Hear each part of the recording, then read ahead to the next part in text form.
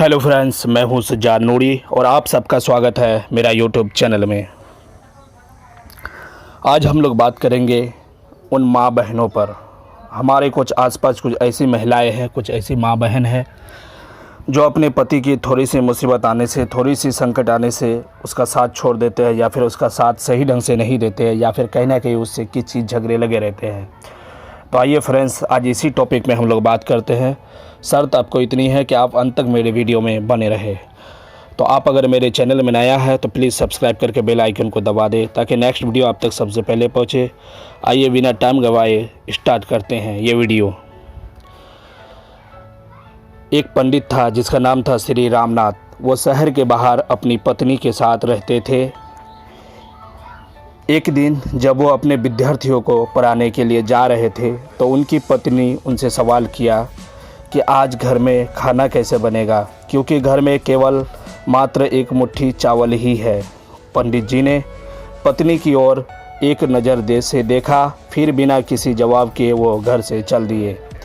शाम को वो जब वापस लौट कर आए तो भोजन के समय थाली में कुछ उबले हुए चावल और एक पेड़ की पत्तियां देखने के बाद उन्होंने खाना शुरू किया। ये देखकर उन्होंने अपनी पत्नी से कहा, ये स्वादिष्ट साग जो है वो किस चीज़ से बना है? मैंने जब सुबह, उसकी बीवी कहने लगी कि मैंने जब सुबह आपको जाते समय आपसे भोजन के विषय में पूछा था तो आपके नज़र इमली की पेड़ की तरफ गई थी।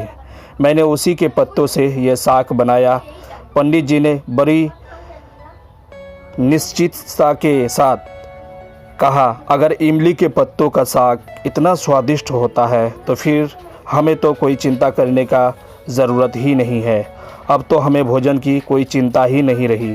जब नगर के राजा को पंडित जी की गरीबी का पता चला तो राजा ने पंडित को नगर में आकर रहने का प्रस्ताव दिया, किंतु पंडित ने मना कर दिया। तो राजा हैरान हो गया और स्वयं जाकर उनकी कुटिया में उनसे मिलकर इसका कारण जानने की इच्छा जताई। राजा उनकी कुटिया में गया तो राजा ने काफ़ी देर इधर उधर की बातें की, लेकिन उनको पूछने का ये बात हिम्मत ही नहीं हो रहा था। किसी तरह ये बात पूछने के लिए फिर उसने हिम्मत कर पंडित जी से पूछ ही लिया कि आपको किसी चीज़ का कोई अभाव तो नहीं है। पंडित जी हंसकर बोले, यह तो मेरी पत्नी ही जाने।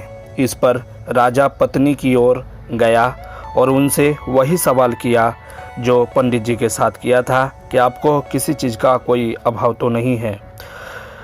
पंडित जी का पत्नी ने जवाब दिया कि उसका जवाब अगर सुनेंगे यार आप हैरान रह जाओगे। उसने जवाब दिया कि अभी मुझे किसी भी तरीके का कोई अभाव नहीं है, क्योंकि मेरे पहनने के कपड़े इतने नहीं फटे हैं कि वो पहने ना जा सकते, और पानी का मटका भी इतना नहीं फूटा है अब तक कि उसमें पानी ना आ सके। और इसके बाद जो जवाब दिया, उस जवाब को सुन के आप और हैरान हो जाएंगे।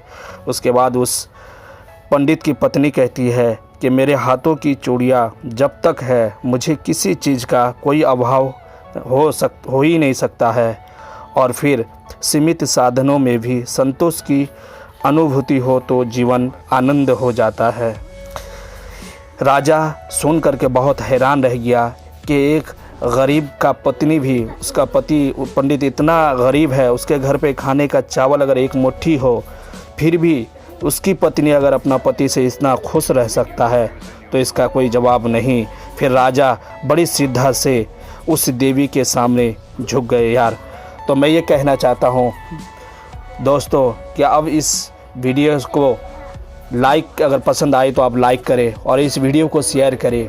उन लोगों को शेयर कीजिए, उन घरों में शेयर कीजिए जिनके घर में इस तरह की परिस्थितियां हो और उनकी पत्नियां अपने पति से खुश ना हो, साथ ना देता हो।